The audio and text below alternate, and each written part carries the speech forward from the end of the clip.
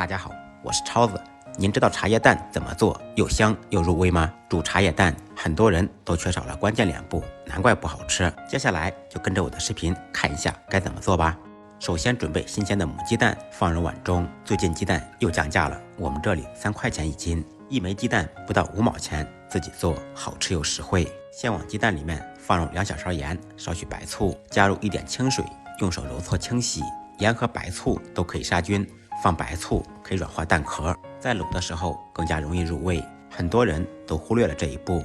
揉搓好以后，再用清水清洗一遍，彻底洗净。接下来起锅做水，洗净的鸡蛋放入锅中，先开大火烧开锅，开锅以后转开中火煮5分钟。切记鸡蛋不要煮的时间太久，煮太久吃起来口感就不会好了。5分钟以后关火，把鸡蛋捞出来，放入冷水中稍微浸泡一下。热胀冷缩，经过冷水浸泡，蛋壳更容易脱离。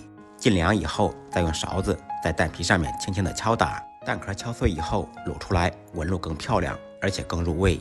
敲碎的笨蛋放入锅中，放入3、4片姜片，少许葱段，3、4个干辣椒，根据个人口味加入适量的盐，3、4粒冰糖，少许老抽增加颜色，生抽酱油提鲜提味。煮茶叶蛋好吃的关键要放一些香料和红茶。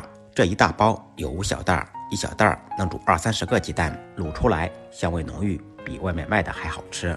加入没过鸡蛋的清水，开大火烧开锅，开锅以后转开中小火煮8分钟，然后关火再焖1、2个小时，更好吃。这样煮的茶叶蛋香味浓郁，入味好吃，学会再也不用出去买了。如果您喜欢这道菜，可以点赞收藏转发一下，让更多的朋友看到。感谢您的支持点赞，再忙再累记得按时吃饭。下期视频见，拜拜。